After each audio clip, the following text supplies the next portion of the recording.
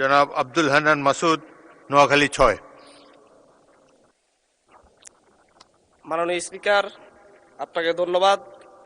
আজকের দিনটি আমার জন্য একটি অন্যতম আনন্দের দিন। আজকে আমার সম্মানিত পিতা, মাদ্রাসা শিক্ষক, আমার বাবা এখানে উপস্থিত আছেন। ওনার সামনে দাঁড়িয়েই আমি আমার তারকা চিহ্নিত কোশ্চান ৯৪ সংসদে উপস্থাপন করছি। মাননীয় সদস্য, কার্যপ্রণালী বিধি অনুসারে আপনি গ্যালারিতে উপবিষ্ট কারো সম্বন্ধে কোনো মন্তব্য সংসদে রাখতে পারেন না। Anyway, I respect your sentiments. Please be careful next time. মাননীয় মন্ত্রী। মাননীয় স্পিকার, আপনাকে ধন্যবাদ।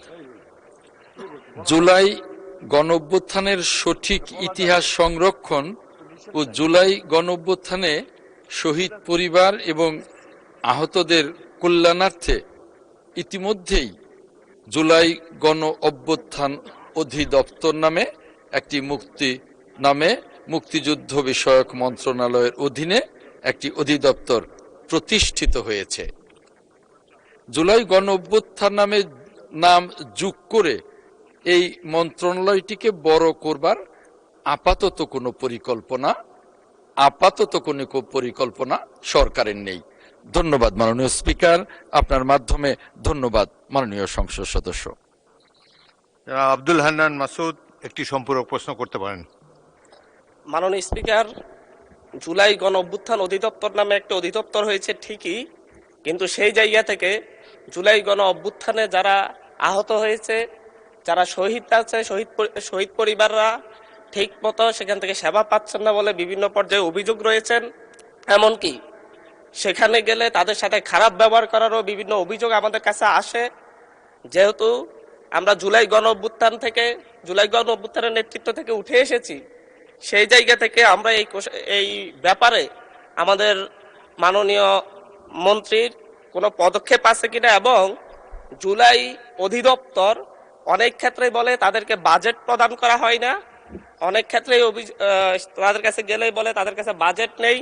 জুলাইয়ে যারা অংশগ্রহণ করেছে, জুলাই যোদ্ধা এবং শহীদ পরিবারের জন্য যে বাজেট সরকার দিয়েছে সেটা দেওয়ার মতো এই বাজেটগুলো নিয়মিত দেওয়া হবে কিনা, কি পরিমাণ বাজেট দেওয়া হবে, এবং সেই জায়গায় যে হয়রানির কথা আমরা শুনতে পাচ্ছি, জানতেছি, এই ব্যাপারে কোনো পদক্ষেপ নেওয়া হবে কিনা। মাননীয় মন্ত্রী। ধন্যবাদ মাননীয় স্পিকার। আপনার মাধ্যমে মাননীয় সংসদ সদস্যকে ধন্যবাদ জানাচ্ছি।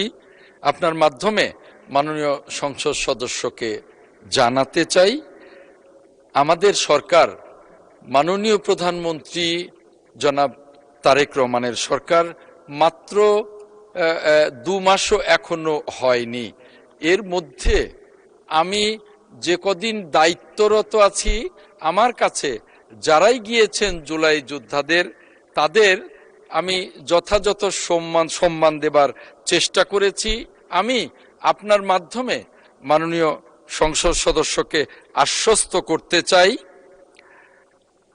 জুলাই যোদ্ধাদের যে সমস্ত সমস্যাগুলো আছে সেই সমস্যাগুলো সমাধানে মুক্তিযুদ্ধ মন্ত্রণালয় বা এই অধিদপ্তর যথাযথ কাজ করবে এবং তার জন্যে যা যা করা দরকার তা করা হবে বলে আমি মাননীয় স্পিকার আপনার মাধ্যমে সম্মানিত সংসদ সদস্যকে আশ্বস্ত করছি।